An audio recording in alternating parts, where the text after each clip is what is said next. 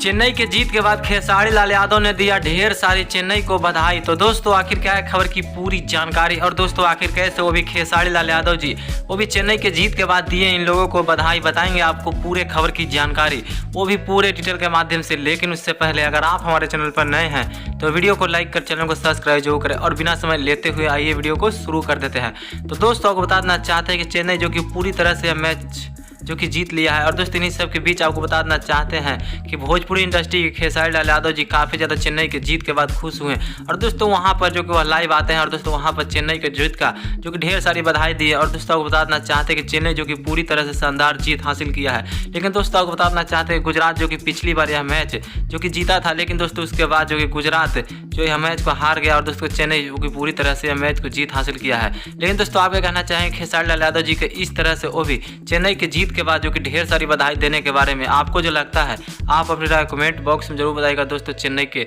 जीत के बारे में, खेसारी लाल यादव जी के इस तरह से लाइव आने के बारे में दोस्तों।